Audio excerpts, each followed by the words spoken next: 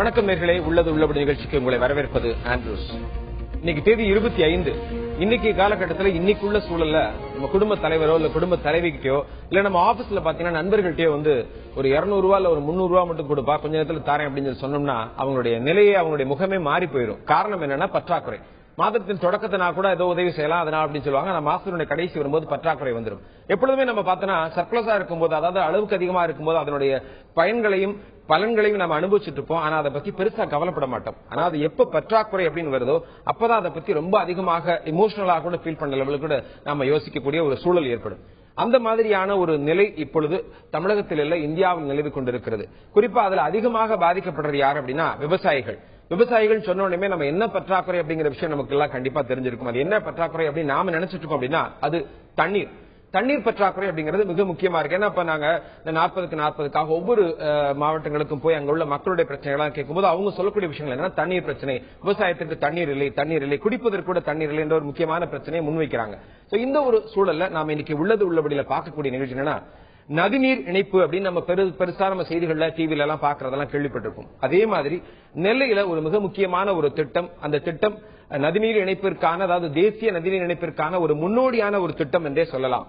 அப்படிப்பட்ட ஒரு திட்டம் தாமிரபரணி ஆற்றோடு இணைக்கக்கூடிய மிக முக்கியமான கருமேனி ஆறு, நம்பி ஆறு என்ற இடங்களில் இருக்கக்கூடிய அந்த சின்ன சின்ன ஆறுகளை இணைத்து அந்த பகுதி மக்களுடைய விவசாய தேவைகளை, குடிநீர் தேவைகளை, நிலத்தடி நீர் தேவைகளை பூர்த்தி செய்யக்கூடிய ஒரு மிகப்பெரிய திட்டம் ஆரம்பிக்கப்பட்டு மிகச் சிறப்பான முறையில் நடத்தப்பட்டு இன்று கடந்த ஒரு 2 ஆண்டுகளாக ஒரே தேக்க நிலையில் இருக்கிறது. கிட்டத்தட்ட ஒரு 22% நிறைவடைந்தால் அந்த திட்டம் முழுமையாக நிறைவடைஞ்சு மக்களுக்கு பயன்படக்கூடிய நிலை இருக்கிறது. ஆனால் ஏன் அந்த திட்டம் நிறைவேற்றப்படவில்லை? அதன் மூலமாக என்னென்ன பலன்கள் இருக்கிறது, பயன்கள் இருக்கிறது, அந்த விவசாயிகள் அவங்களுடைய கோரிக்கைகளாக என்ன எதிர்பார்க்கிறார்கள் என்பதெல்லாம் இன்றைய உள்ளது நிகழ்ச்சி நாம் பேச காத்திருக்கிறோம். இது பற்றி ஒரு செய்தி தொகுப்பை இப்போது பார்க்கலாம்.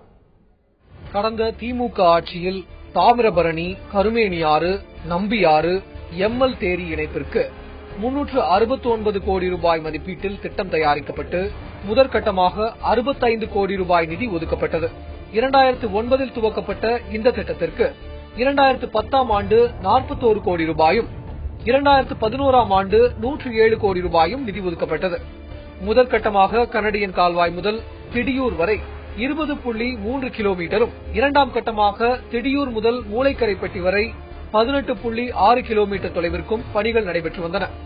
இந்நிலையில் தமிழக அரசு 2012-13 நிதியாண்டு நிதிநிலை அறிக்கையில் அறிவிக்கப்பட்ட 369 கோடி ரூபாய் மதிப்பீட்டில் தாமிரபரணி, கருமேனி, நம்பியாறு இணைப்பு பணிகள் துரித செயலாக்கத்தில் உள்ளது. இத்திட்டத்திற்காக 2012-13 வரவு செலவு திட்ட மதிப்பீட்டின்படி 100 கோடி ரூபாய் நிதி ஒதுக்கப்பட்டது. இந்நிலையில் கடந்த 2012-13 நிதியாண்டில் அணைகள் சீரமைப்பு மேம்படுத்துதல் திட்ட ஒப்பந்தத்திற்கான மொத்த மதிப்பு 745 கோடியே 49 லட்சம் ரூபாயாகும். இதற்காக 2013-14 நிதியாண்டில் வரவு செலவு திட்டத்தில் 390 கோடி ரூபாய் நிதி ஒதுக்கீடு செய்யப்பட்டது. இதையடுத்து கடந்த 2 ஆண்டுகளாக கிடப்பில் போடப்பட்டுள்ள இந்த திட்டத்தை மீண்டும் செயல்படுத்த வேண்டும் என்று கோரிக்கை எழுந்துள்ளது. மழைக்காலத்தில் தாமிரபரணி ஆற்றிலிருந்து வெளியேறி கடலில் வீணாக கலக்கும் சுமார் 50,000 கன அடி நீரை திசையன் விளை, ராதாபுரம், நான்குநேரி மற்றும் சாத்தான்குளம் உள்ளிட்ட பகுதிகளுக்கு திருப்பிவிட வேண்டும் என்று மக்கள் கேட்டுக் கொண்டுள்ளனர். நாட்டிலேயே நதிநீர் இணைப்பு திட்டத்திற்கு முன்னோடியாக திகழும் இந்த திட்டத்தை செயல்படுத்த வேண்டும் என்று அவர்கள் தெரிவித்துள்ளனர். 369 கோடி திட்டத்தின் மதிப்பு. மிக அருமையான ஒரு திட்டம். கிட்டத்தட்ட ஒரு 50,000 ஏக்கருக்கு மேல் விவசாயிகள் பயன்பெறக்கூடிய இந்த திட்டம் மிகச் சிறப்பான முறையில் தொடர்ந்து நடைபெற்று வந்து கடந்த 2 ஆண்டுகளாக தேக்க நிலையில் இருக்குது. இது பற்றி பேச காத்திருக்கிறோம். இது பற்றி எமது மதுரை செய்தியரங்கத்தில் நம்மோடு இணைந்திருக்கிறார் கங்கை முதல் குமரி தேசிய நீர்வழிச்சாலை இணைப்பு திட்டத்தினுடைய தலைவர் திரு ஏசி காமராஜ் அவர்கள். இவர்கள் நதிநீர் இணைப்பு குழுவினுடைய மத்திய அரசுடைய உயர்மட்ட குழு உறுப்பினராகவும் இருக்கிறார். அவர்களை நம்ம நிகழ்ச்சிக்கு வரவேற்கிறோம். வணக்கம் சார். அதுக்கடுத்து நம்முடைய களத்திலிருந்து குறிப்பாக நெல்லை பகுதியிலிருந்து என்ன தாமிரபரணி ஆடு ஓடக்கூடிய அந்த பகுதியில் இருக்கக்கூடிய எமது செய்தியாளர் தெய்வானை நம்மோடு இணைந்திருக்கிறார். தெய்வானை கேட்கலாம். தெய்வானை, முதல்ல அந்த பகுதியில் இருக்கக்கூடிய விவசாய நிலங்கள் எவ்வளவு நிலங்கள் இருக்கிறது, அங்கு என்னென்ன மாதிரியான விவசாயங்கள் பயிர் செய்யப்படுகிறது, இந்த திட்டத்தின் குறிப்பாக அந்த தாமிரபரணி அந்த திட்டத்தினுடைய முக்கியமான பணிகள் என்ன, கருமேனியாறு, அந்த நம்பியாறு, அந்த இணைப்பு பற்றி, அந்த திட்டத்தை பற்றி முழுமையாக சொல்லுங்க. கண்டிப்பா ஆண்ட்ரூஸ். அதாவது நெல்லை மாவட்டத்துல முதல்ல பாத்துக்கிட்டீங்கன்னா இங்க வந்து விவசாயிகள் அதிகமான ஒரு ஏரியா வந்து, அதாவது விவசாயத்தை நம்பிதான் இங்க வந்து எல்லாருமே இது பண்ணிட்டு இருக்காங்க. மழை காலம் போயிட்டு போன காலத்துல வந்து இங்க விவசாயிகளை நம்பி வாழ்ந்தவங்க தான் நிறைய பேர் இருக்காங்க. அப்படிப்பட்ட இந்த இடத்துல வந்து தாமிரபரணி ஆறு, கருமேனி ஆறு, நம்பி ஆறு இதுல எல்லாம் இணைக்கக்கூடிய ஒரு திட்டம் வந்து எம்எல் தேரியில கொண்டு போய் அந்த தண்ணியை வந்து அதாவது மழை நேரத்துல வேஸ்டா போற அந்த தண்ணீரை வந்து உபரி நீரை வந்து சேமித்து வைத்து அதை வந்து பயன்பெறும் வகையில் அமைக்கிறது. அதாவது நாங்குநேரி, ராதாபுரம், சாத்தான்குளம் மற்றும் அந்த சுத்தி திருச்செந்தூர் இந்த மாதிரியான பகுதிகளில் வந்து இந்த தண்ணீரை வந்து திருப்பி விட்டு, இது மட்டும் இல்லாம அங்க பகுதியில வந்து 50,000 ஏக்கருக்கும் மேல வந்து நில பாசன வசதி வந்து பெறுது. இதுல வந்து இது கிடைச்சா வந்து மக்கள் வந்து இது நிறைய 19,710 ஹெக்டேர் பாசன வசதி பெறுவதோட மழை காலத்துல கடல்ல கலக்கிறதுனால இந்த ஆண்டுக்கு மட்டும் பாத்தீங்கன்னா 380 கன அடி வினாடிக்கு வந்து 6 கிலோமீட்டர் தூரம் வந்து எக்ஸ்பென்ஸ் ஆகுது. இதுல வந்து 4 பேஸா இவங்க பிரிச்சிருக்காங்க. முதலாவதாக கனடியன் முதல் திடியூர் வரை 20.3 கிலோமீட்டர் ஆகவும், இதனை அடுத்து திடியூர்ல இருந்து மூலக்கரைப்பட்டி வரை 18.6 கிலோமீட்டர் ஆகவும், இதனை அடுத்து நீங்க வந்து பாத்துக்கிட்டீங்கன்னா மூலக்கரைப்பட்டியில இருந்து காரியாண்டி வரையாகவும், இதனை அடுத்து வந்து காரியாண்டியில இருந்து எம்எல் தேரி வரையும் போட்டிருந்தாங்க. இந்த திட்டத்துல வந்து இவங்களுக்கு வந்து இப்போ இந்த திட்டம் வந்து ஃபர்ஸ்ட் பேஸ், அதாவது செகண்ட் பேஸ், அதாவது முதல் கட்ட பணிகளும் இரண்டாம் கட்ட பணிகளும் வந்து சரியா முடிந்து 78% வந்து முடிஞ்ச அளவுல இருக்கு. ஆனா மூன்றாம் நான்காம் கட்ட பணிகளுக்காக 2012-13 வந்து பட்ஜெட் வந்து ஒதுக்கி இருந்தாங்க. அப்படின்னு வந்து 24.7 கோடிக்கு மட்டும்தான் வந்து இவங்க வேலை செஞ்சிருக்காங்க. இதுக்கான மீது தொகைகள் வந்து அப்படியே அனுப்பப்பட்டிருக்கு. இதனை அடுத்து வந்து 2013-14 வந்து 156.44 கோடி வந்து இதுக்காக ஒதுக்கப்பட்டிருக்காங்க. அது மட்டும் இல்லாம இது வந்து சரியான ஒதுக்கப்பட்டிருந்தாலும் பட்ஜெட் கொடுத்திருந்தாலுமே இது வந்து சரியா வேலை செய்யல அப்படிங்கிறது விவசாயிகளோட கருத்தா இருக்கு. இது பத்தி நம்மளோட பேச இருக்கிறாங்க திமுக முன்னாள் எம்எல்ஏ அப்பாவும் பேச இருக்கிறாங்க. அதை சொல்லுங்க.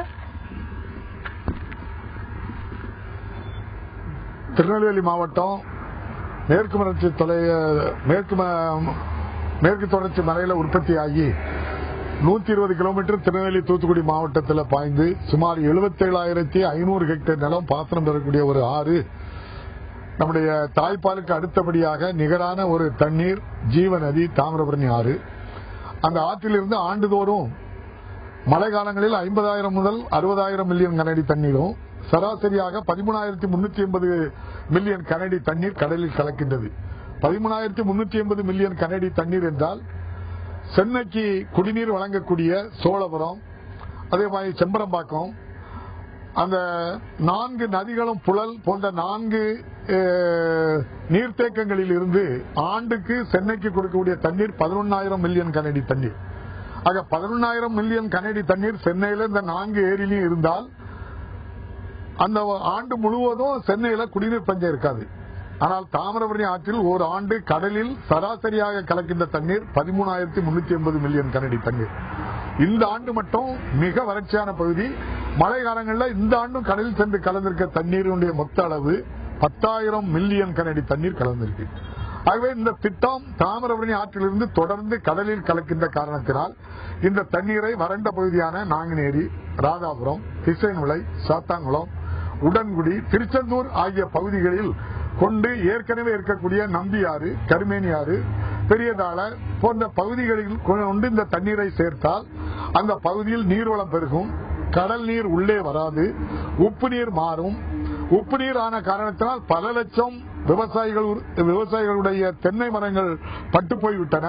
ஆகவே மீண்டும் இந்த தண்ணீர் மட்டும் அங்கே வருமானால் இந்த தண்ணீர் வந்து இங்கு வருவதால் யாருக்கும் எந்த விதமான ஏற்கனவே விவசாயம் செய்வர்களுக்கு எந்த பாதிப்பும் இல்லை.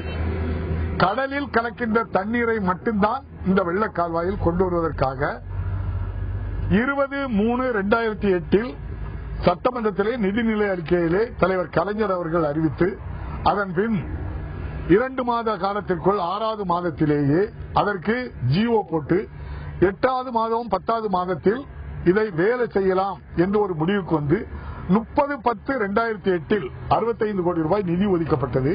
அதன் பின் முன்னாள் முதல்வர் தலைவர் கலைஞர் அவர்கள் ராமச்சந்திரா மருத்துவமனையில் இருந்து காணொலி காட்சி மூலம் 21/2/2009 இதை ஆரம்பித்து வைத்தார்கள். பணி வேகமாக நடைபெற்றுக் கொண்டிருந்தது. எப்படிப்பட்ட பணிகள் நடைபெற்றது என்றால், இதிலே தாமிரபரணி ஆற்றில் கிட்டத்தட்ட 12 உபநதிகள் இருக்கின்றன. மணிமுத்தாறு, சேவலாறு, பச்சையாறு, கடனா நதி போன்ற 12 உபநதிகள் இருக்கின்றன. அதே போன்று 12 உபநதிகளிலும் 9 நீர்த்தேக்கங்கள் இருக்கின்றன.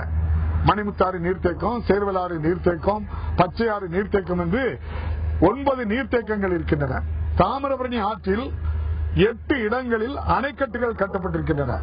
ஒன்னு கோடைமேல் அழகன், நதி உண்ணி, அடுத்தது கனடியன் 3வது இடத்தில் இருக்கிறது. மொத்தம் 8 அணைக்கட்டுகளில் 3வது அணைக்கட்டு ஆகிய கனடியன் அணைக்கட்டில் இருந்து வலதுபுற கால்வாயில் இருந்து ஒரு 6.5 கிலோமீட்டர் தூரத்தில் இந்த கால்வாய் கனடியன் கால்வாயில் விரிவுபடுத்தப்பட்டு, ஏற்கனவே கனடியன் கால்வாயில் இருந்து ஒரு வினாடிக்கு 380 கனடி தண்ணீர் மூலம் பாசன வசதி ஏற்கனவே பெற்றுக் கொண்டிருக்கிறது. திருநெல்வேலி, தூத்துக்குடி மாவட்டங்களில் கிட்டத்தட்ட 1500 ஹெக்டேர் நிலம் பாசன வசதி பெறுகின்றது.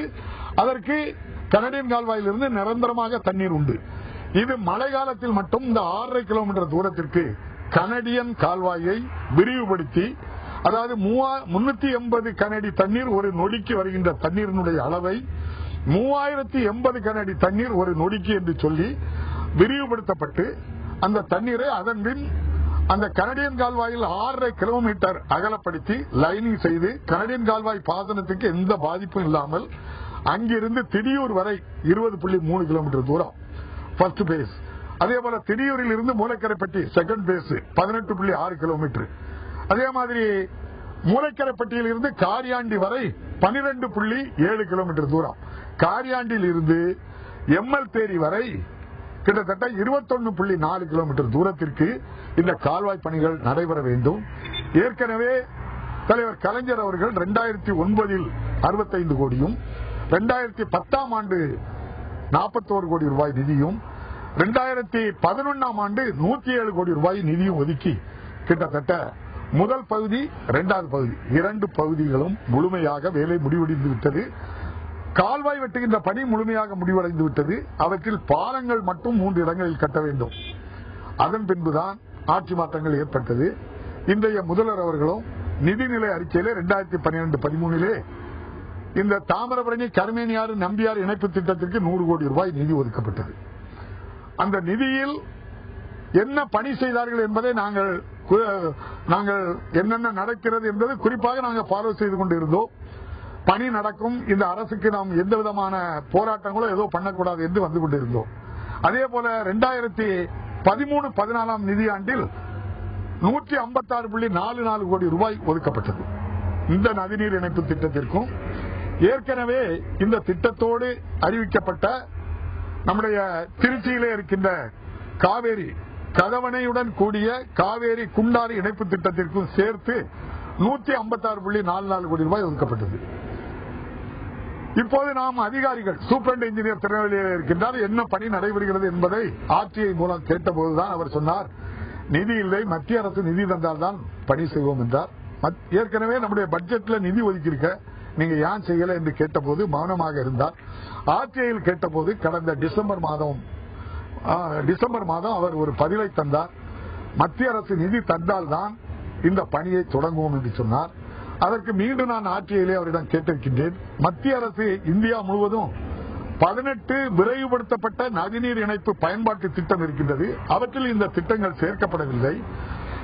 இந்த திட்டம் அரசாணை வெளியிடும் போது தெளிவாக குறிப்பிடப்பட்டிருக்கின்றது, நம்முடைய மத்திய அரசினுடைய விரைவுபடுத்தப்பட்ட பயன்பாட்டு திட்டத்தில் நிதி கேட்கலாம், மாநில அரசு நிதியுடன் வேலையை முடித்துவிட்டு என்றுதான் இருக்கின்றது. ஆகவே மாநில அரசினுடைய நிதி 100 கோடி 156 கோடி என்ன ஆயிற்று என்று கேட்டதற்கு நேற்று முன்தினம் எனக்கு ஒரு தபால் வந்தது. எனக்கு உண்மையிலேயே அதிர்ச்சியாக இருக்கின்றது. எங்கள் பகுதி மக்கள் எல்லாம் அதிர்ச்சியில் இருக்கின்றோம். 12-13 ஆண்டு 100 கோடி ரூபாய் ஒதுக்கியதில் அந்த ஒதுக்கியது 100 கோடி ரூபாய் எதற்காக என்றால் முதல் மற்றும் 2ஆம் பகுதிகளிலும் 3ஆம் கட்ட பணியும் தொடங்குவதற்காக ஒதுக்கப்பட்ட நிதி.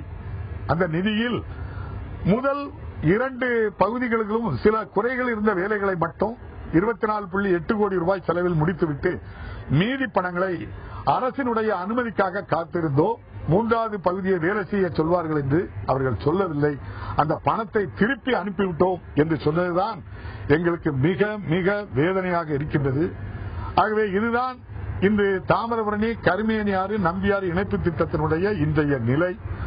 ஆகவே இந்த அரசு வேகமாக இதை செய்ய வேண்டும் என்பதற்காக தொடர்ந்து பேசலாம். அதாவது 3வது 4வது கட்ட பணிகள் வந்து தற்போது வரை ஆரம்பிக்கல அப்படிங்கறத எங்களோட கருத்தா இருக்கு ஆண்ட்ரூஸ். தொடர்ந்து பேசலாம் தெய்வானே, தொடர்ந்து பேசலாம். திருநெல்வேலி தூத்துக்குடி மாவட்டத்திற்கு அந்த பகுதியில் இருக்கக்கூடிய விவசாய நிலங்கள் அனைத்துமே பயன்பெறக்கூடிய தாமிரபரணி கருமேனியாறு அந்த நம்பியாறு இணைப்பு திட்டங்கள் இன்றும் செயல்படுத்தப்படாமல் இருக்கிறது. இன்னும் ஒரு 2 ஆண்டுகள் கிட்டத்தட்ட ஒரு 23% பணிகள் மட்டுமே பாக்கி இருக்கின்ற ஒரு சூழலில் அதனுடைய நிலை எப்படி இருக்கிறது என்பது பற்றி நமது மதுரையில் இருக்கக்கூடிய மதுரை செய்தியரங்கத்தில் இருக்கக்கூடிய நமது விருந்தினர் திரு ஏ.சி. காமராஜ் அவர்கள் கேட்கலாம். காமராஜ் சார், சொல்லுங்க. இப்ப இந்த திட்டம் என்ன, நீங்க பொறுத்த வரைக்கும் பாத்தீங்கன்னா ஏற்கனவே திருநெல்வேலியில நீங்க வந்து பொதுப்பணித்துறையில இருந்திருக்கிறீங்க நீங்க அப்படிங்கிறது தெரியும். சோ இந்த திட்டத்தை பத்தி உங்களுக்கு முழுமையான ஒரு நிலை தெரியும். இந்த திட்டத்தினுடைய தற்போதைய தேக்க நிலைக்கு காரணம் என்ன நீங்க நினைக்கிறீங்க? திட்டமானது மிக நல்ல திட்டம். ஏன்னு கேட்டீங்கன்னா, ஒவ்வொரு வருடமும் நண்பர் சொன்னது போன்று 13,000 மில்லியன் கனஅடி, அதாவது நாங்க பொதுவாக சொல்றது 13 TMCன்னு சொல்லுவோம். அவ்வளவு தண்ணி கடலுக்கு போகுது. அவ்வளவு தண்ணீர் சொல்லும்போது அது வைகை அணைய 2 முறை நிரப்பியிருக்கலாம். வைகை அணையுடைய நீர்மட்டம் எவ்வளவு கேட்டால் கொள்ளளவு 6 TMC. இது 2 முறை நிரப்பக்கூடிய தண்ணி ஒவ்வொரு ஆண்டும் தாமிரபரணி போகுது. அப்ப அதை நம்ம உபயோகிக்கிறது தான் கட்டாயம் உபயோகிக்கணும். அதுக்காக தான் திட்டம் வகுக்கப்பட்டது. தாமிரபரணியிலிருந்து நம்பியாறு வரையில கால்வாயை தோண்டி அங்கே சாத்தாங்குளம், ராதாபுரம் மற்ற இடத்துல தண்ணீர் கொடுக்க முடியும். வறண்டு பகுதி அது தண்ணீர் கொடுக்க முடியும் திட்டத்தை ஆரம்பிச்சாங்க. நல்ல திட்டம். ஏன்னா வெள்ள நீர் தான் உபயோகிக்கிறாங்க, யாருக்கும் பாதிப்பு இல்லாமல் உபயோகிக்கிறதான் பிளான் பண்ணியிருக்கிறதுனால இது ஒரு நல்ல திட்டம். அது செயல்படுத்தல தாமதம் பண்ண வேண்டிய அவசியமே கிடையாது. இதை விரைவாக முடிச்சிருக்கலாம். ஆனா அவங்க சொல்றது மத்திய அரசு பணம் கொடுக்கல அப்படிங்கிற காரணம் சொல்றாங்க.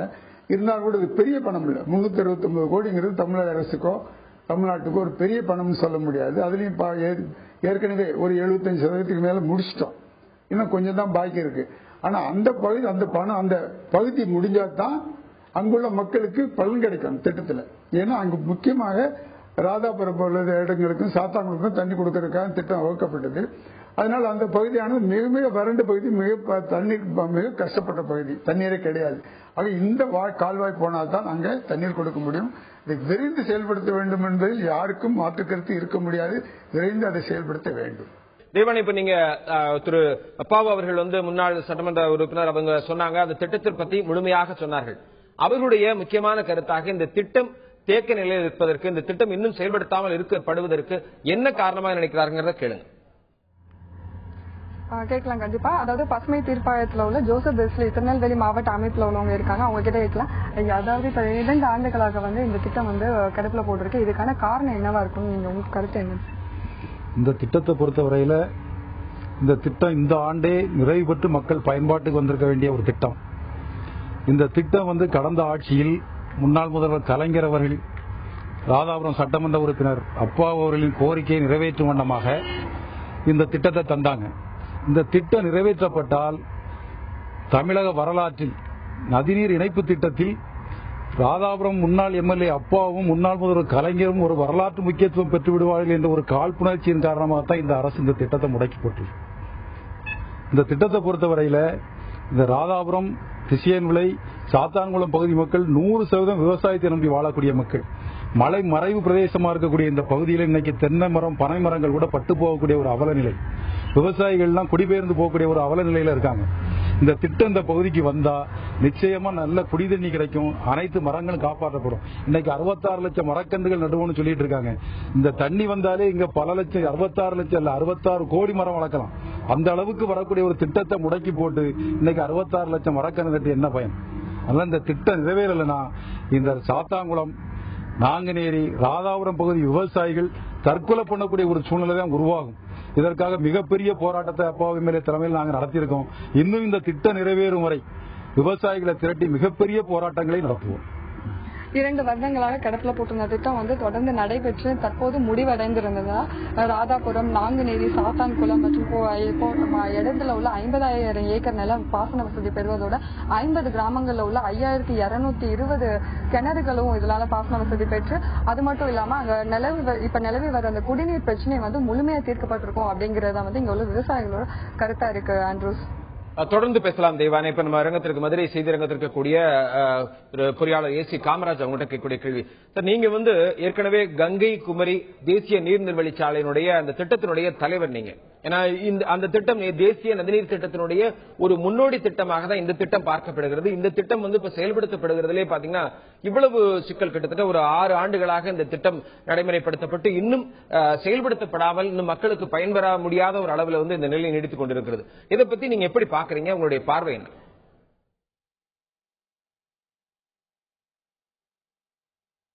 அதாவது இந்த திட்டம் செயல்படுத்தக்கூடியது. இது ஒரு பெரிய பிரச்சனைன்னு சொல்றதுக்கு எதுவுமே கிடையாது. அது பணமும் பெரிய பணம் இல்லை. ஆகவே இதை செயல்படுத்த முடியும். ஏற்கனவே இதற்காக பணம் கொடுத்திருக்கிறாங்க, செயல்படுத்துறதுக்காக ஒதுக்கி இருக்காங்க.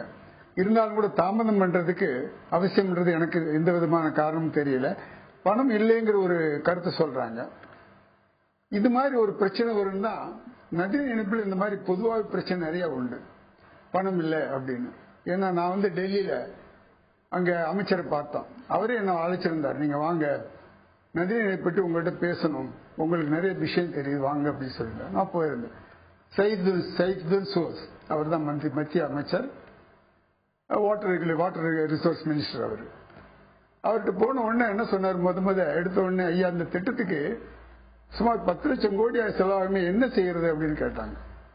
அப்ப நான் சொன்னேன், நதிநீர் இணைப்புக்கு பணம் தேவை, உங்களால் செயல்படுத்த முடியாது, பணம் இல்லைன்னு சொல்றீங்க. ஆனா அதே நேரத்தில் நீர்வழிச்சாலை எடுத்துக்கிட்டீங்கன்னா அது இந்த ஹைவேஸ் வர்ற மாதிரி, நேஷனல் ஹைவேஸ் வர்ற மாதிரி, நேஷனல் வாட்டர்வே, அதை செயல்படுத்துறதுல பல பலன் கிடைக்குது. நீர்வழிச்சாலை கிடைக்குது, நெடுஞ்சாலை கிடைக்குது, மின்சாரம் கிடைக்குது, பல சௌகரியம் கிடைக்கனால, பல ஆதாரங்கள் கிடைக்கனால பிரைவேட்டர் இன்வெஸ்ட் பண்ணுவாங்க.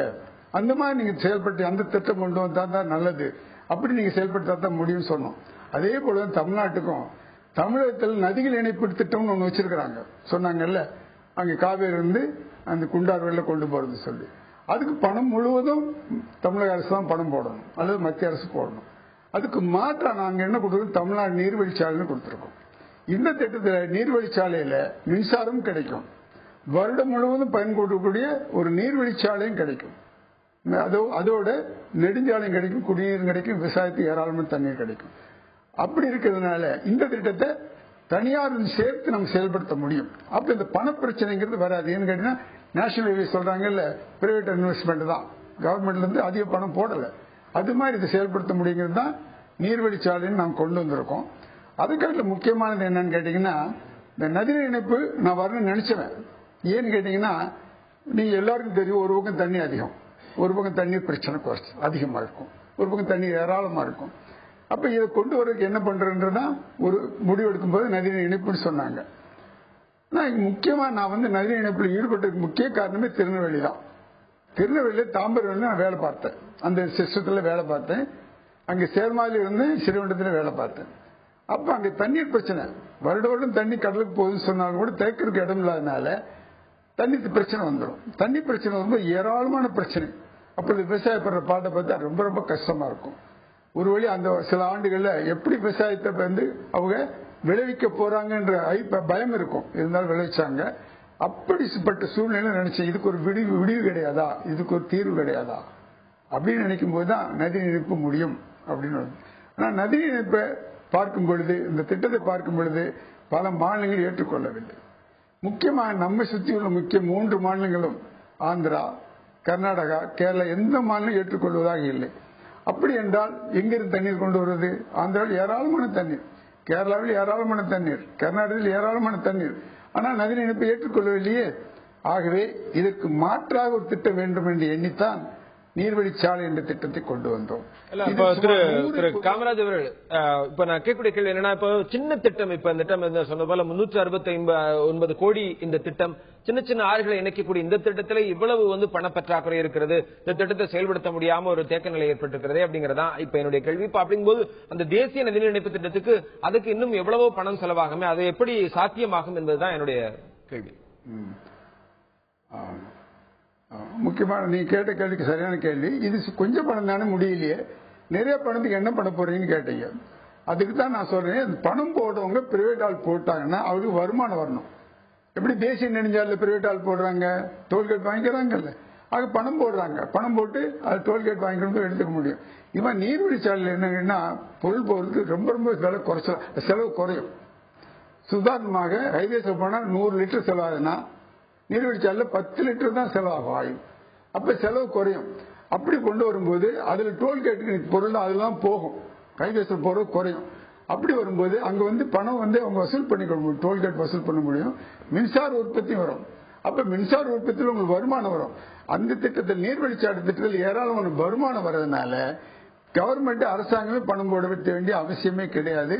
தனியாரையும் இணைச்சிக்க முடியும். தனியார் இப்ப அதுக்கு பணம் போடுறது தயாரா வந்துடுவாங்க. அதனால அதுல பணம் பிரச்சனைங்கிறது எந்த விதமான பிரச்சனையும் வராது. நீர்வழிச்சாலை அதை செயல்படுவது.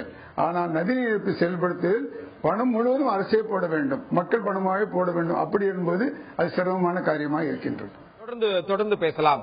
அரசே முழுமையான பணத்தை போட வேண்டாம், அதற்கு பதிலாக நீர்வழிச்சாலை என்ற பெயரில் எப்பொழுது இந்த டோல்கேட் மூலமாக வசூல் செய்கிறார்கள் அது போன்ற ஒரு நிலையை ஏற்படுத்தினால் இந்த திட்டம் சாத்தியமாகும் என்ற ஒரு கருத்தை நிலைப்படுத்துகிறார். நம்ம களத்தில் உள்ள செய்தியாளர் தேவானிட்ட நம்ம கேட்கலாம். தேவானி, இப்போ அங்க இருக்கக்கூடிய அந்த தாமிரபரணி, அந்த கருமேனியாறு, நம்பியாறு இந்த திட்டத்தினுடைய செயல்பாடு நடைமுறைப்படுத்தப்பட்டால் அங்க இருக்கக்கூடிய மக்கள் என்ன மாதிரியான பலன்களை பெறுவார்கள், அது பற்றி அங்க இருக்க மக்கள்கிட்ட கேட்டு சொல்லுங்க.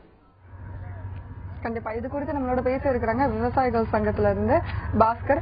ஏன் சொல்லுங்க, இந்த திட்டம் ஒருவேளை நிறைவேறுச்சுன்னா இதனால எத்தனை ஏக்கர் பாசன வசதி பெறும், இதனால எத்தனை பேர் பயன் பெறுவாங்க, அது குறித்த தகவல்கள்.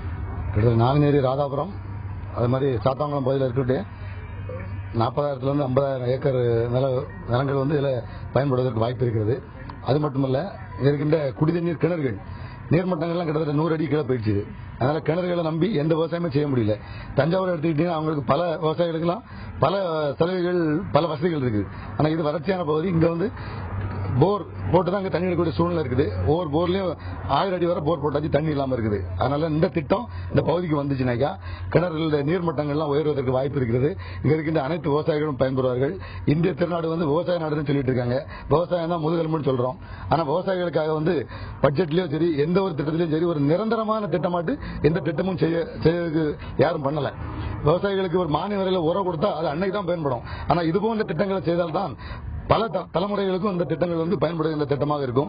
இப்போ எங்க பகுதியில் நம்முடைய பேச்சுப்பாறை அணை, அதே மாதிரி பெரிய அணைகள்லாம் பிறந்த காமராஜர் தான் கட்டி வச்சாங்க. இன்னைக்கு அவர் பெயர் சொல்லுற அளவுக்கு இருக்குது. அது மாதிரி இந்த திட்டத்தை செயல்படுத்தினால் எத்தனையோ 100 ஆண்டு காலம் வருங்கால சந்தையினரும் இந்த திட்டத்தை செய்து வந்தவர்களை நிச்சயமாக வாழ்த்துவார்கள். அவர்களுக்கும் பல 100 வருடங்களுக்கு பின்பும் சமுதாயத்தினருக்கு இது பயன்படுகிற திட்டம். ஆகவே இந்த திட்டத்தை கண்டிப்பாக செய்து தர வேண்டும். இங்க இருக்கின்ற அனைத்து விவசாய சங்கங்களும் இதைத்தான் நாங்கள் எதிர்பார்த்துக் கொண்டிருக்கின்றோம். அவ்வாறு இந்த பகுதியில் தேர்தலிலே இதுதான் எங்களுடைய பகுதியில் விவசாயிகளுடைய முக்கியமான கோரிக்கையாக நாங்கள் வைக்கின்றோம். இதை நிறைவேற்றி தந்தால் தான் நாங்கள் அனைவரும் தேர்தலிலே பங்கேற்க வேண்டும் என்ற ஒரு அளவிற்கு எங்களுடைய விவசாயிகளும் விவசாயிகள் சங்கங்களும் நாங்கள் இருக்கின்றோம். ஆகவே இங்கு வருகின்ற அரசியல் கட்சிக்காரர்கள் இந்த திட்டத்தை நிறைவேற்றிவிட்டு எங்களிடம் வாக்குகள் கேட்க வேண்டும் என்று இந்த நேரத்தில் நான் கேட்டுக்கொள்கின்றேன். இது குறித்து சுற்றுச்சூழல் ஆர்வலர் கோவிந்தராஜிடம் கேட்கலாம். ஐயா சொல்லுங்க, அதாவது இப்ப இந்த 2 ஆண்டுகளாக இந்த திட்டம் கிடப்பில் போடப்பட்டிருக்கு. இதனால எந்த மாதிரியான பாதிப்புகளை சந்திச்சிட்டு இருக்கீங்க? இந்த திட்டம் வரதுனால இப்ப 20 வருஷமா இங்க மலைமறைவு பிரதேசமாக இருக்கிறதுனால அவ்வளவு மரங்கள் பட்டு போய்விட்டது. ஆகவே இந்த திட்டம் வந்தா இந்த 45 கிலோமீட்டருக்கும் சோலையாக மாறக்கூடிய ஒரு சூழ்நிலை வரும். ஆகவே இந்த ஏரியாவுக்கு வெளிநாடுகளில் இருந்து லட்சக்கணக்கான பறவைகள் ஆண்டுதோறும் வந்து செல்கின்றன. இப்பொழுது 2-3 வருடங்களாக தண்ணீர் இல்லாத காரணத்தால் அந்த பறவைகள் இங்கு வருவதில்லை. ஆனால் இந்த திட்டம் வந்தால் அந்த பறவைகளுக்கு அடைக்கலம் கொடுத்த ஒரு நிலைமையும், விவசாயிகளுக்கு ஒரு அடைக்கலம் கொடுத்த நிலைமையும், ஒரு 20 கிலோமீட்டர் கடலிலிருந்து 20 கிலோமீட்டர் அளவுக்கு உப்பு தண்ணீராக மாறிவிட்டது. ஆக இந்த திட்டம் வந்தால் நல்ல தண்ணீர் கிடைப்பதற்கும் ஒரு வாய்ப்பு ஏற்படும். ஆகவே கண்டிப்பாக இந்த திட்டத்தை அரசு நிறைவேற்ற வேண்டும் என்று கேட்டுக்கொள்கிறோம். இது குறித்து நீங்க சொல்லுங்க, உங்களோட கருத்துக்களை பதிவு. இந்த குறித்து இந்த தண்ணீர் நம்ம எங்க பகுதியில் வந்தால் இந்த மாடு ஆடு மாடுக்கு குடிக்க தண்ணி இல்லை. எத்தனை அடி போர் போட்டாலும் தண்ணி இல்லை. மாடு ஆடு மாடுகளெல்லாம் கேரளாவுக்கு ஏற்றி கொண்டு போயிடறாங்க. தண்ணி இல்லாத கட்டத்தில் எங்களுக்கு ரொம்ப கஷ்டமா இருக்கு. இது சீக்கிரம் நிறைவேறினா எங்களுக்கு தண்ணி குடிக்க தண்ணியாக நல்ல தண்ணி கிடைக்கும். இதனால இந்த திட்டம் செயல்படாதனால நீங்க என்ன மாதிரியான போராட்டங்கள்லாம் நீங்க நடத்திருக்கீங்க? ஏற்கனவே கடந்த ஜனவரி மாதம் 6ஆம் தேதி கிட்டத்தட்ட ஒரு 50,000 விவசாயிகளை திரட்டி திசையன் விலையிலே ஒரு மிகப்பெரிய உண்ணாவிரத போராட்டம் இருப்பதாக ஏற்பாடு செய்தோம். அதற்கு முறைப்படி எல்லா அனுமதியும் கேட்டோம். கடைசி நாளில் அவர்கள் அதற்கு அனுமதி மறுத்தார்கள். மறுத்ததோடு மட்டுமல்ல, விளம்பரம் செய்தவர்களை எல்லாம் பிடித்து காவல்துறையினரை வைத்து மிகப்பெரிய கொடுமைப்படுத்தினார்கள். அது மட்டுமல்ல, காவல்துறையினர் எல்லா ஊர்களுக்கும் சென்று இந்த போராட்டத்திற்கு நீங்கள் வந்தீர்களானால் உங்களை கைது செய்து சிறையில் அடைத்து விடுவோம் அப்படி என்று சொல்லி அவர்களை மிரட்டிய பின்பும் கடைசியாக இங்க மக்களுடைய விவசாயிகள் என்ன நிலையில் இருக்கின்றார்கள் என்பதை அறிந்து கொண்டவர்கள் அதன் பின் காவல்துறை அதிகாரிகள் என்னை அழைத்து, உங்களுக்கு வேண்டுமானால் உண்ணாவிரதற்கு அனுமதி இல்லை, ஆர்ப்பாட்டம் வேண்டுமானால் செய்து கொள்ளுங்கள் என்று சொல்லி 1 மணி நேரம் ஆர்ப்பாட்டம் செய்து கொள்ளுங்கள் என்றார். சுமார் 10,000 விவசாயிகள் இந்த தடையெல்லாம் மீறி எதற்கும் அஞ்சாமல் அங்கே வந்து அந்த ஆர்ப்பாட்டத்திலே கலந்து கொண்டு மிகப்பெரிய அளவில் இந்த திட்டம் மக்களுடைய திட்டம், இதிலே கட்சி, ஜாதி, சமயம், இனம் எதெல்லாத்துக்கும் அப்பாற்பட்டு இந்த திட்டம் வேண்டும் என்பதுதான் கேள்வி. நாங்கள் இப்போது கேட்பது இந்த அரசு முல்லை பெரியாறு அணை திட்டத்தை பற்றி பேசுகிறது. காவிரி திட்டத்தை பற்றி, காவிரியிலே நம்முடைய கர்நாடகத்திலிருந்து தண்ணீர் வருகின்ற மேட்டூர் அணை, அதன் மூலம் பயன்பெறுகின்ற தஞ்சாவூர் பகுதி, டெல்டா பகுதி விவசாயிகளை பற்றி பேசுகிறது. ஆனால் இப்படி பேசுகின்ற இந்த அரசு மிக ஆண்டுதோறும் மிகப்பெரிய வறட்சியான பகுதி, அந்த வறட்சியான பகுதியில் இங்குள்ள மக்கள் எல்லாம் நீங்கள் பார்த்தீர்களானால் எல்லாருமே ஊரை விட்டு காலி செய்துவிட்டு வெளிநாடுகளுக்கு, வெளி ஊர்களுக்கே, வெளி இடங்களுக்கு அவர்கள் பிழைப்பை தேடி சென்று விட்டார்கள். அப்படிப்பட்ட நிலையில் இந்த திட்டம் வந்தவுடன் ஒரு நம்பிக்கை ஏற்பட்டது. பல லட்சம் தென்னம்பிள்ளைகளை இழந்தவர்கள் இனிமேலாவது நம்முடைய வாழ்க்கையில் ஒளியேறும், நம்முடைய விளை நிலங்களில் விவசாயம் செய்து நிச்சயமாக பயனடையலாம் என்று எண்ணியவர்கள் எல்லாம் இந்த 2014ஆம் ஆண்டுக்குள் இந்த திட்டம் நிறைவேறி இருக்க வேண்டும். ஆனால் என்ன காரணத்திற்காகவோ இந்த திட்டத்தை இந்த அரசு செயல்படுத்த முன்வரவில்லை என்பது வேதனையாக இருக்கின்றது.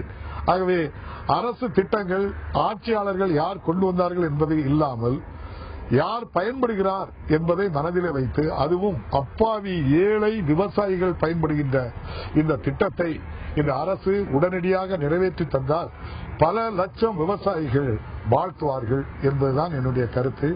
ஆகவே இந்த நிலையில் இந்த திட்டத்தை இப்படி கிடப்பில் போட்டு முடக்கி போட்டிருப்பது, அதிகாரிகளிடம் சென்று சொன்னாலே அதிகாரிகள் என்ன சொல்கிறார்கள் என்றால், என்ன செய்வது தெரியவில்லை, அருமையான திட்டம், நிதி இருக்கின்றது, ஆனால் வேலை செய்ய விட மாட்டார்கள். எங்களுக்கு ஒரு வார்த்தை மேலிருந்து நீங்கள் வேலை செய்யுங்கள் என்று சொன்னால் அடுத்த நிமிடமே நாங்கள் செய்து விடலாம். அதற்கு நிதி இருக்கின்றது. இந்த பட்ஜெட்டில் கூட 119.98 கோடி ரூபாய் நிதி ஒதுக்கப்பட்டிருக்கின்றது. ஒதுக்கின்ற நிதிகளை சட்டமன்றத்திலே நிதிநிலை அறிக்கையிலே 3 நிதிநிலை அறிக்கையிலே ஒதுக்கி இருக்கின்றார்கள். ஆனால் ஒதுக்கிய நிதியை பயன்படுத்தாதது ஏமாற்றம் அளிக்கின்றது. எதற்காக அப்போது நிதிநிலை அறிக்கையிலே ஒதுக்குகின்றார்கள்? அங்கே மேஜையை தட்டுவதற்கு மட்டும்தான் அதை பயன்படுகிறதே தவிர இங்கு மக்களுடைய மண்டையிலே கொட்டுகின்றார்கள். நெஞ்சத்திலே ரத்தம் சொட்டு சொட்டாக வடிகின்ற நிலைக்குத்தான் விவசாயிகளை தள்ளி இருக்கின்றார்கள் என்பது மிகப்பெரிய வேதனைக்குரியது.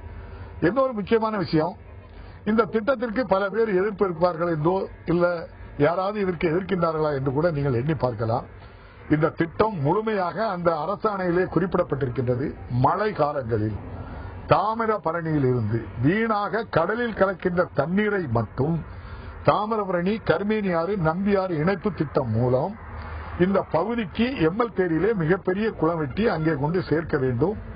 ஏற்கனவே நம்பியாற்று பகுதி, பச்சையாற்று பாசன பகுதிகளுக்கு இந்த பகுதியை, அதே போன்று நம்முடைய சாத்தாங்குளம் பகுதியில் இருக்கின்ற பெரிய தாளை பகுதிகள், அந்த பகுதிகளில் கொண்டு இந்த தண்ணீரை சேர்க்க வேண்டும் என்பதுதான் திட்டம். இது எந்த அணையில் இருந்தும் எந்த விவசாயிகள் பயன்படுத்துகின்ற தண்ணீரை கொண்டு வருவது அல்ல.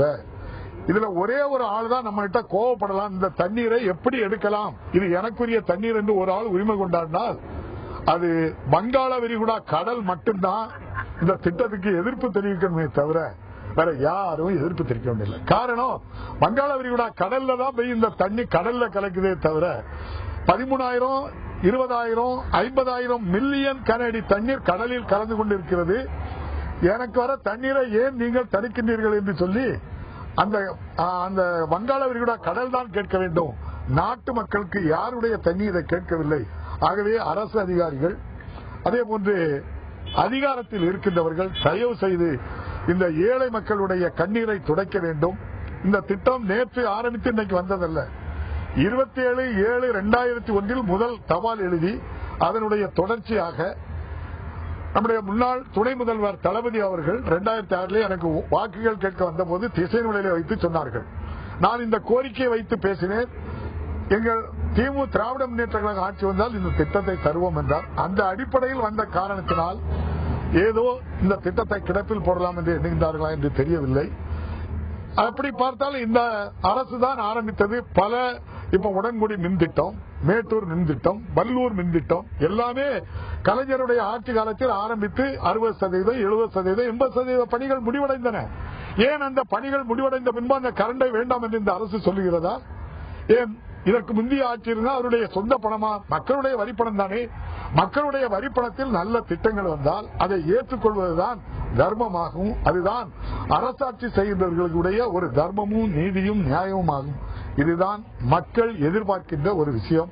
ஆகவே இந்த வறண்ட பகுதி, மிக மிக பிற்படுத்தப்பட்ட பகுதி, சாமானிய மக்கள் வாழ்கின்ற இந்த பகுதியில் இந்த திட்டத்தை உடனடியாக நிறைவேற்றி தர இப்போது ஒதுக்கியிருக்கின்ற நிதியையாவது உடனடியாக பயன்படுத்தி 3, 4வது பகுதியில் உள்ள, அதாவது மூளைக்கரைப்பட்டியில் இருந்து காரியாண்டி முதல் எம்எல் தேரி வரை இருக்கின்ற அந்த பணிகளை உடனடியாக செய்து கடலில் கலக்கின்ற தண்ணீரை எங்களுக்கு தாருங்கள் என்று மெத்த பணிவோடு கேட்டுக்கொள்கிறேன். எந்த ஆட்சி எந்த திட்டம் போட்டிருந்தாலும் அது மக்களுக்கு பயன் தர்ற வழியில இருந்துச்சுன்னா கண்டிப்பா அந்த ஆட்சி அந்த திட்டத்தை முழுமையா செய்யணும் அப்படிங்கறத மக்களோட கோரிக்கையா இருக்கு. திரு ஏசி காமராஜர் கேட்கக்கூடிய கேள்வி என்னன்னா, ஒரு பக்கம் பாத்தீங்க அப்படின்னா தண்ணீர் தட்டுப்பாடு எல்லா இடங்களிலும் பாத்தீங்கன்னா குடிநீர் பற்றாக்குறை, குடிநீர் தட்டுப்பாடு அப்படின்னு சொல்லிட்டே இருக்கிறோம். இன்னொரு பக்கம் பாத்தீங்கன்னா அதிகமாக மழை பெய்கிறது. அந்த பெய்யக்கூடிய மழை பாத்தீங்க அப்படின்னா வீணாக கடலில் சென்று கலக்கிறது என்ற ஒரு குற்றச்சாட்டும் எழுந்திருக்கிறது. இது ஒரு நல்ல திட்டம். இந்த திட்டத்தை செயல்படுத்துவதற்கு அரசு அங்கு அதுக்குண்டான முனைப்போடு அந்த பணிகளை செய்யவில்லை என்ற ஒரு குற்றச்சாட்டு அங்க இருக்கக்கூடிய மக்கள் எல்லாம் சொல்லுகிறாங்க. இதை நீங்க எப்படி பாக்குறீங்க? உங்களுடைய பார்வை என்ன?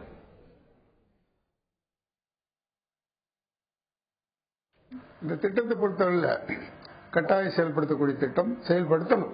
ஒரு மாற்று கருத்து கிடையாது, தாமதம் பண்ண வேண்டிய அவசியமும் கிடையாது. அதோடு இன்னொன்றை நான் முக்கியமா சொல்லிக்க விரும்புறேன். தமிழ்நாட்டில் எடுத்தீங்கன்னா நிறைய இல்ல, காவிரியில் மட்டும் சென்ற ஆண்டு ஆகஸ்ட்ல மட்டும் நமக்கு சுமார் 25 டிஎம்சி கடலுக்கு போயிருக்கு. கொஞ்சம் 25 டிஎம்சி அப்படின்னும் போது எங்க வைகை டேம் 4 முறை நிரப்பியிருக்கலாம், அவ்வளவு தண்ணி போச்சு. ஆனா போன வருஷம் ஆரம்பத்தில் 2 டிஎம்ஸ் கொடுங்க, 3 டிஎம்ஸ் கொடுங்க, கர்நாடகத்தை கையேந்தணும், தண்ணி கொடுக்கல. ஆக நம்மகிட்ட வர்ற தண்ணி தேய்க்கணும். தாம்பரம் சொல்றாங்கல்ல 13 டிஎம்ஸ் கடலுக்கு போகுது, வருஷம் போகுது சராசரியா. அது தேய்க்கிறதுக்கு என்ன கஷ்டம்? நம்ம தேய்க்கிட்டு கொடுக்கலாம். இந்த திட்டத்தை நிறைவேற்றல எந்த விதமான மாற்று கருத்தும் கிடையாது. உடனடியாக நிறைவேற்ற முடியும், இதை செய்யணும்.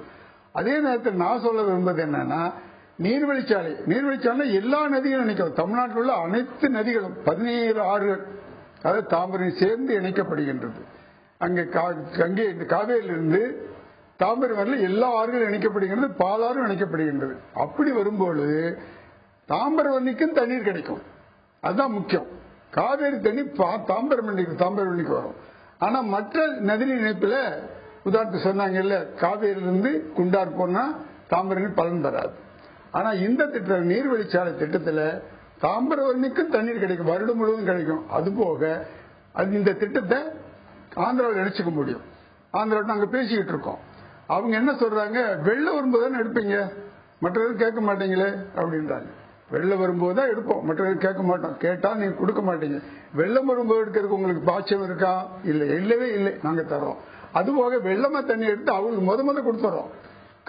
கோதாவரி ஒரு ஆற்று மட்டுங்க 2000 டிஎம்சி போகுது கடலுக்கு. அந்த ஒரு ஆற்று தண்ணியானது ஆந்திராவுக்கும் போதும், தமிழ்நாட்டுக்கு முழுக்கும் போதும். தமிழ்நாடு சுமார் 500 டிஎம்சி கிடைக்கும். இன்னைக்கு 200 டிஎம்சி கிடைக்கும் கர்நாடகத்துல இருந்து, தரமாட்டேங்கிறாங்க. 500 டிஎம்சி நமக்கு கிடைக்கும், அவனுக்கு ஒரு 1000 டிஎம்சி கிடைக்கும் ஆந்திராவுக்கும். ஒரு ஆறுல மட்டும் அவ்வளவு தண்ணீர் இருக்கும்போது ஏன் இந்த நீர்வழிச்சாலையை செயல்படுத்த முடியாது அப்படின்னு எடுத்தும்போது அரசாங்கத்துக்கும் பணப்பலு கிடையாது, பண பிரச்சனை கிடையாது. அது விரைவாக செயல்படுத்த முடியும். அப்படி செயல்படுத்தும் பொழுது தாம்பரவன்னிக்கும், அதான் கங்கை குமரின்னு சொல்றோம், கன்னியாகுமரி வரையில தண்ணி கிடைக்கும்.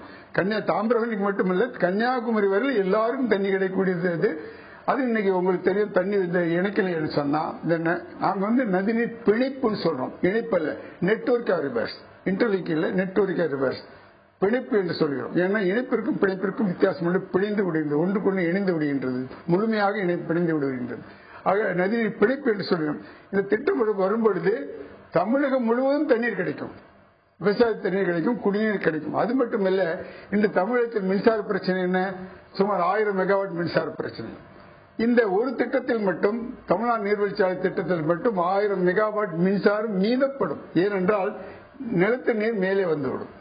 எல்லா இடத்திலும் 50 நிலத்தடி நீர் வரும் என்று கணக்கெடுத்திருக்கிறோம். மதுரை முதல் கொண்டு, திருநெல்வேலி முதல் கொண்டு, திருச்சி எல்லா இடத்திலும் 50 அடி தண்ணீர் வரும். அப்படி என்றால் ஆண்டிற்கு சுமார் 1000 மெகாவாட் மின்சாரம் மிச்சம் வரும். நம்முடைய பற்றாக்குறை அதுதான், தமிழ்நாட்டில் பற்றாக்குறை அதுதான். அதுபோக 1800 மெகாவாட் மின்சாரம் உற்பத்தி செய்ய முடியும். ஆகவே மின்சார பிரச்சனையும் இருக்காது, தண்ணீர் பிரச்சனையும் இருக்காது. ஆக விரைந்து தமிழ்நாடு செயல்படுத்த வேண்டும். தமிழ்நாடு செயல்படுத்த உறுதி கொடுத்திருக்கின்றார்கள். அதாவது நீர்வழிச்சாலை, நவீன நீர்வழிச்சாலை என்று சொல்லுவோம், அதை எடுத்துக்கொண்டு அனைத்து ஆறுகளையும் எடுப்போம் என்று உறுதி கூறி தேர்தல் அறிக்கையும் கொடுத்திருக்கின்றார்கள். இப்பொழுது எங்களோடு பேசிக் கொண்டு வருகின்றார்கள். விரைவில் முடிவு செய்வார்கள். அது செயல்படுத்தும் பொழுது அவர்கள் தாமிரபரணிக்கும் தண்ணீர் கிடைக்கும், நம்பியாருக்கும் தண்ணீர் கிடைக்கும், கருமேனியாருக்கும் கிடைக்கும், எல்லோருக்கும் தண்ணீர் கிடைக்கும். ஆனால் அதே நேரத்தில் அந்த திட்டத்தில் செயல்படுத்த வேண்டும், சிறிய திட்டங்களும் செயல்படுத்த வேண்டும். இப்படிப்பட்ட பெரிய திட்டங்கள் செயல்படுத்தல் அரசாங்கத்திற்கு எந்த விதமான சிரமமும் இருக்காது என்பதை உறுதியாக சொல்லிக்கொள்ள விரும்புகின்றேன். தொடர்ந்து பேசலாம் திரு சி காமராஜ். நதிநீர் இணைப்பு அல்லது நதிநீர் பிணைப்பு என்ற ஒரு கருத்தை முன்வைத்திருக்கிறார். இப்ப நம்ம களத்தில் இருக்கக்கூடிய தெய்வானை செய்தியாளர் கேட்கலாம். தெய்வானை, இப்ப உங்க கூட விவசாயிகள் இருக்கிறாங்க. ஏன்னா இந்த பிரச்சனையில முழுமையாக அந்த பலனை எதிர்பார்த்து காத்துக் கொண்டிருக்கிறவர்கள் அவர்கள் தான். அவங்க இந்த நதிநீர் இணைப்பு, இந்த குறிப்பா இதனுடைய தேக்க நிலையினால என்ன மாதிரியான பிரச்சனைகளை அவங்க சந்திக்கிறாங்க, அது நேரடியா அவங்க அதை பத்தி அந்த திட்டம் செயல்படுத்தப்பட்டால் என்ன பலன் பெறும்ங்கிறத அவங்களே கேட்டு சொல்லுங்க. இது குறித்து வடமலையான்கான், அதாவது விவசாய சங்க தலைவர் செங்குட்டுவான் நம்மளோட இருக்கிறாங்க. சொல்லுங்க, இந்த திட்டத்தால எந்த மாதிரியான பாதிப்புகளுக்கு சந்திக்கிறீங்க, இது வந்துச்சுன்னா எந்த மாதிரியான பயன் உங்களுக்கு வரும், உங்களோட கருத்து? இந்த திட்டம் வரலன்னா இந்த இடமே பாலா போயிடும். ராதாபுரம், நாங்குநேரி, சாத்தாங்குளம் இந்த ஏரியா பூராவுமே வீணா பாலாயிரும். ஏற்கனவே அது வறண்ட பிரதேசம். இந்த திட்டம் வந்தால் விவசாயிகளுக்கு நல்ல வாழ்வு கிடைக்கும். நிலத்தடி நீர் உயரும், கடல் நீர் மாறும், நல்ல எல்லா விவசாயிகளுக்கும் வாழ்வு கிடைக்கக்கூடிய ஒரு வாய்ப்பு. ராதாபுரம், நாங்குநேரி, சாத்தாங்குளம் இந்த தொகுதியில் உள்ள இந்த இடங்களில் உள்ள விவசாயிகள் வாழ்வு பெறுவார்கள். ஆடு மாடு கால்நடைகள் எல்லாம் வளர்ச்சி பெறுவதற்கும் எல்லா வசதியும் நிறைந்த இடம் இது. இந்த திட்டமானது மேற்கு தொடர்ச்சி மலையிலிருந்து கிழக்கு கடற்கரை வரை உள்ள விவசாயிகள், ஏழை எளிய மக்கள் அவர்களுக்கு தொழில் வளம் பெறுவதற்கும், விவசாய வளம் பெறுவதற்கும், குடிநீர் வசதி பெறுவதற்கும் இந்த திட்டம் நல்ல திட்டம். இந்த திட்டம் நிறைவேறினால் இந்த ஏரியாவில் உள்ள மக்கள் இந்த ஏரியாவில் உள்ள மக்களுக்கு ஏற்படுகிற மகிழ்ச்சி எந்த காலத்திலும் எப்போதும் வராது. அப்படிப்பட்ட மகிழ்ச்சியை இந்த அரசு ஏற்படுத்தி தர வேண்டும் என்று கேட்டுக்கொள்கிறேன். காய்கறி விவசாய சங்கம் தக்காளி குமார் கிட்ட கேட்கலாம், அதை சொல்லுங்க. ஏற்கனவே 69% மக்கள் இடம்பெயர்ந்து போயிட்டாங்க தண்ணி இல்லாம. இதனால வாழ்வாதாரம் விவசாயிகளை நம்பிதான் அந்த ஏரியா இருக்குது. இன்னும் மீதி மக்களும் போகாம இந்த ஏரியாவில் இருக்கணும்னா அந்த அரசு உடனே ஏற்படுத்தி தரணும்னு கேட்டுக்கணும். முன்னாள் கவுன்சிலர் செல்லியன் கிட்ட கேட்கலாம், ஐயா உங்களோட கருத்தை சொல்லுங்க. எங்க பகுதி ரொம்ப வறட்சியான பகுதி. அதாவது நம்பியார் அணை நிறுத்திட்டு தான் எங்களுடைய பகுதி இருக்கு. அணக்கரை, கோட்டையங்குளம் ஊராட்சி, கஸ்தூரங்குளம் ஊராட்சி, உருமங்குளம், இப்படி 4 கிராமங்கள் ஊராட்சி இல்ல. உண்மையிலே நம்பி இருக்கிறது கால்நடை நம்பி தான். விவசாயத்தையும் கால்நடை தான் இருக்காங்க. தண்ணி இல்லாம கால்நடைகளை பூரா வித்தாச்சு. விவசாயிகளும் ஊருட்டு பேருந்து போறதுக்கு போயிட்டு இருக்காங்க. அது இந்த திட்டங்கள் வந்தால் நம்பியார் பாசனத்திலிருந்து எங்களுடைய ஏரியால 4000 ஏக்கர் பயன்பெறும். எங்க ஊருக்கும் பகுதிக்கும் கடலுக்கும் 5 கிலோமீட்டர் தூரம். எந்த போர் போட்டாலும் கடல் தண்ணி வந்துருக்கு. அதுல எந்த விவசாயம் செய்ய முடியல. அதனால எங்களுக்கு இந்த திட்டம் வேணும். அரசுக்கு எந்த மாதிரியான கோரிக்கை அரசுக்குள்ள கோரிக்கை எங்களுக்கு தண்ணி நீர் உப்பு தண்ணியா இருக்கிறது. எத்தனை அடி 60 எத்தனை அடி போட்டாலும் 600 அடி மேல போட்டோம். 600 அடி மேல போடுறதும் போரு. ஒரு நிலையுமே தண்ணி இல்லை. ஆடு மாடுகள் பூரா எங்களை ஆடு மாடலாம் கேரளாவுக்கு பத்திட்டு போனாலும் கேரளாவில் ஒரு நேரம் விளைஞ்ச நேரத்தில் இங்க பத்திட்டு வர அந்த நேரம் நாங்க ஒண்ணுமே செய்ய முடியல. ஆடு மாடு எங்களுக்கு பாதிக்கு இறந்து போயிருது. ஒரு அரசு எங்களுக்கு கண்டுக்கவே இல்லை. அதனால எங்களுக்கு இந்த தண்ணி வந்துச்சுன்னா எங்களுக்கு குடிநீர் பாதிக்காம இருக்கும்னு சொல்லி கேட்டுக்கொள்கிறேன். விவசாய சங்க துணைத் தலைவர் கிட்ட கேட்கலாம், ஏன் கொடுத்து இப்ப பாத்தீங்கன்னா இந்த கால்வா சீக்கிரத்துல நிறைவேறிச்சுன்னா இங்க எங்க பகுதியில் உள்ள நிறைய தென்னை மரங்கள் சீக்கிரம் இதாகும். இந்த கால்வா 2013 லாஸ்ட்ல முடிஞ்சிருந்து நம்பி பல விவசாயிகள் பல லட்சம் தென்னை கன்றுகள் வைத்திருக்கிறார்கள். இதை நம்பி பாத்தீங்கன்னா அந்த தண்ணி வராம இருந்தனால அவங்க பல விவசாயிகள் பல தென்னை கன்றுகளை இழந்து விட்டு இடங்களை வீட்டு மனைக்கு விற்றுள்ளார்கள். இதை நீங்க சீக்கிரமாக எங்களுக்கு தரவில்லை என்றால் மிகப்பெரிய போராட்டங்கள் நடத்த இவங்க பாத்தீங்கன்னா இப்போ எங்களுக்கு போராட்டம் நடத்துறதுக்கு அனுமதிக்க மாட்டாங்க. நாங்க தற்கொலை போராட்டம் பண்ற அளவுக்கு இப்போ ரொம்ப வறுமையில வாடிக்கிட்டு இருக்கோம். இந்த அரசு எங்களுக்கு உடனடியாக கால்வாய் திட்டத்தை நிறைவேற்றவில்லை என்றால் இடப்பெயர்ச்சி பண்ணதை விட நாங்கள் தற்கொலை போராட்டம் பண்ணதுக்கு மிக வலிமையாக இருக்கிறோம். அதாவது இது குறித்து அரசுக்கு வந்து எந்த மாதிரியான கோரிக்கை விடுக்கிறீங்க? தந்தி டிவி மூலம் உள்ளது உள்ளபடி என்ற நிகழ்ச்சியில இந்த விஷயங்களை வெளியே கொண்டு வரதுக்கு எங்களுக்கு ஒரு வாய்ப்பை தந்ததுக்கு இந்த பகுதி மக்கள் சார்பாக, இந்த விவசாய மக்கள் சார்பாக, பாதிக்கப்பட்ட மக்கள் சார்பாக நான் முதலில் நன்றியை தெரிவித்துக் கொள்கின்றேன். ஏற்கனவே இந்த வறண்ட பகுதி என்ற 2002லேயே உச்சநீதிமன்றத்தில் கங்கை காவிரி இணைப்பு திட்டத்தை காவிரியோடு நிற்கக்கூடாது, அது வைகைக்கு வர வேண்டும், தாமிரபரணிக்கு வர வேண்டும், நம்பியாறு பழையாறு வரை கன்னியாகுமரி வரை வர வேண்டும் என்று உச்சநீதிமன்றத்திலே நான் ஏற்கனவே வழக்கு பதிவு செய்து நிலுவையில் உள்ளது. இன்னும் நம்பியாற்றில் இருக்கக்கூடிய அந்த வறண்ட பகுதியில் இருக்கின்ற இந்த ஆற்றில் மணல் அள்ளக்கூடாது என்பதற்காக ஏற்கனவே நீதிமன்றத்தில் பலவிதமான வழக்குகளை நான் போட்டு அது நிலுவையில் இருக்கின்றது. இப்போது அங்கு மணல் அள்ளவில்லை. ஆக எப்படிப்பட்ட பகுதி என்பதை தெரிந்து கொள்வதற்காகத்தான் நான் இதை இந்த குறிப்பிட்டு நான் சொல்ல விரும்புகிறேன். விவசாயிகளுக்கு இந்த அரசு இப்போது வரவு செலவு திட்டம் பட்ஜெட் போட்டிருக்கு. 1,27,000 கோடி ரூபாய் பட்ஜெட்ல ஒரே 1% தான் நிதி ஒதுக்கியிருக்கு விவசாயிகளுக்கு. தமிழ்நாட்டில் இருக்கக்கூடிய சுமார் 7 கோடி விவசாயிகளுக்கு, 7 கோடி மக்களில் 5 கோடி மக்கள் விவசாயம் செய்கின்றார்கள். இந்த 5 கோடி மக்களுக்கும் இந்த அரசு ஒதுக்கியிருக்கின்ற நிதி வெறும் 1% நிதி ஒதுக்கப்பட்டிருக்கிறது. அதிலேதான் இந்த 119 கோடியும் அடங்கு. இந்த ஒதுக்கப்பட்ட 1% நிதியையாவது இந்த மக்களுக்கு பயன்படுத்த வேண்டும். விவசாயிகளுக்கு ஒதுக்கப்பட்டிருக்கக்கூடிய நிதியில் 1 ரூபாய் கூட இந்த அரசு மாற்றக்கூடாது என்று நினைக்க வேண்டும். இந்த அரசு கிட்டத்தட்ட 5 கோடி மக்கள் செய்கின்ற இந்த விவசாய தொழிலில் ஈடுபட்டிருக்கின்றவர்களுக்கு காப்பீட்டிற்காக ஒதுக்கப்பட்டிருக்கிற நிதி 242 கோடி ரூபாய் தான் ஒதுக்கியிருக்காங்க. விவசாயிகள் விளைபொருளுக்கு இப்ப களக்காடு இந்த பகுதியில் 25 லட்சம் வாழைகள் அழிந்துவிட்டன கடந்த 6 மாசத்துக்கு முன்னால். அவர்களுக்கு ஒரு ஹெக்டேருக்கு கொடுக்கக்கூடிய பணம் எவ்வளவு கொடுத்திருக்காங்கன்னா 500 ரூபாய், 1000 ரூபாய் கொடுத்திருக்காங்க. நெல்லுக்கு ஒரு ஹெக்டேருக்கு கொடுத்திருக்கக்கூடிய பணம் 800 ரூபாய், 600 ரூபாய். ஆக 25 வருஷத்துக்கு முன்னால ஒரு கொட்டை நெல் 100 ரூபாய், ஒரு பவுன் தங்கம் 100 ரூபாய். ஒரு அரசு ஊழியருடைய இடைநிலை C&D குரூப்ல உள்ளவங்களுக்கு 1000 ரூபாய் சம்பளம், 100 ரூபாய் சம்பளம். இன்னைக்கு அவங்க 25,000 ரூபாய் ஒரு பவுன் தங்கம், ஒரு கொட்டை நெல் 1300 ரூபாய்க்கு வாங்க ஆள் இல்லை. அதையும் ரேஷன் கடையில் கொண்டு சும்மா கொடுக்குறாங்க. ஆக இப்படிப்பட்ட நிலையெல்லாம் விவசாயிகள் கண்ணீரோடு இருக்கின்றார்கள். ஆகவே இந்த கண்ணீரோடு இருக்கின்ற விவசாயிகளுக்கு பட்ஜெட்டில் ஒதுக்கப்பட்டிருக்கக்கூடிய முழு நிதியையும் இந்த ஆண்டாவது 119.98 கோடி நிதியை உடனடியாக இந்த பணிகளுக்கு உத்தரவிட்டு உடனே செய்ய வேண்டும். இல்லை என்றால் போராட்டம் தொடரும். வருகின்ற நாடாளுமன்ற தேர்தலில் இதனுடைய பலனை நிச்சயமாக தடுத்தவர்கள் அனுபவித்தே தீர வேண்டும். இந்த திட்டம் வந்து செயல்படாத பட்சத்துல வந்து விவசாயிகள் வந்து தற்கொலை போராட்டத்துக்கு வந்து ஈடுபடுவாங்க அப்படிங்கிற சொல்றது வந்து இங்க குறிப்பிடத்தக்க விஷயமா இருக்காங்க. அது மட்டும் இல்லாம வருகிற நாடாளுமன்ற தேர்தலில் வந்து இதுக்கான இது வந்து துரித செய்யணும் அப்படிங்கிறது இங்க உள்ள மக்களோட கருத்தா இருக்கு. தொடர்ந்து பேசலாம் தெய்வான. இங்க அரங்கத்தில் இருக்கக்கூடிய திரு S. காமராஜ் அவங்ககிட்ட கேட்கக்கூடிய கேள்வி, இப்ப இந்த திட்டம் வந்து அங்க இருக்கக்கூடிய மக்கள் அதிக அளவுல பாதிக்கப்படக்கூடிய ஒரு முக்கியமான ஒரு திட்டத்துல அதனுடைய வெளிப்பாடாக இருக்கிறது. இந்த திட்டம் செயல்படுத்தப்பட்டால் அவர்களுடைய பாதிப்பு குறையும், அவர்கள் வளமடையும், அந்த பகுதி வந்து விவசாயம் பெருகும் என்ற ஒரு கருத்தை முன்வைத்திருக்கிறார்கள். இந்த திட்டம் செயல்படுவதற்கு ஏன்னா நீங்க வந்து தேசிய நிதி இணைப்புக்காக ஒரு முக்கியமான பணிகளை அவங்க திட்டத்தை அறிக்கை செய்து அதை செயல்படுத்தக்கூடிய ஒரு முக்கியமான பணியில் இருக்கிறீங்க. இந்த திட்டம் குறிப்பாக இந்த தாமிரபரணி பகுதியில் இருக்கக்கூடிய இந்த திட்டம் செயல்படுத்தப்படுவதற்கு என்ன தீர்வாக இருக்க வேண்டும் என்பதை சுருக்கமாக சொல்லும். இந்த திட்டம் செயல்படுத்துறதுக்கு முக்கிய பணம் ஒதுக்கணும்.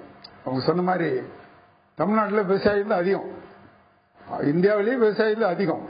அப்படி இருக்கும்போது விவசாயிகளுக்காக ஒதுக்கப்பட்ட பணம் அதிகமா இருக்கணும். நம்ம ஒதுக்கணும் பணம் ரொம்ப ரொம்ப குறைச்சல்.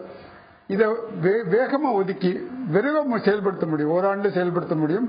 அதே மாதிரி நீர்வழிச்சாலைக்கும் அவருக்கு பணம் ஒதுக்கிறதுக்காக இந்த திட்டத்தில் ஒதுக்கிறதுக்காக கூறியிருக்கிறார்கள். அதையும் செயல்படுத்த முடியும், விரைவாக செயல்படுத்த முடியும். இந்த திட்டத்திற்கு பணம் ஒதுக்குறது போதாது, இன்னும் கூட ஒதுக்கி இதை விரைவாக செயல்படுத்த வேண்டும் என்பதுதான் என்னுடைய கோரிக்கை. அதுபோல் நீர்வழிச்சாலை வரும்பொழுது இவர்களும் பயன்பெறுவார்கள். தமிழகம் முழுவதும் தேசிய அளவில் வேண்டியது தமிழ்நாட்டில் மட்டும் நீர்வழிச்சாலை நிறைவேற்ற முடியும். அதன் பலனாக எல்லோருக்கும் தண்ணீர் கிடைக்கும், விவசாயத்துக்கு தண்ணீர் கிடைக்கும், எல்லா விவசாயத்துக்கும் தண்ணீர் கிடைக்கும், மின்சாரம் கிடைக்கும், நீர்வழிச்சாலையும் கிடைக்கும். பல பலன்கள் இருப்பதனால் அதையும் விரைவாக நடத்த வேண்டும் என்று நான் கோரிக்கை விடுகின்றேன் தமிழக அரசுக்கு.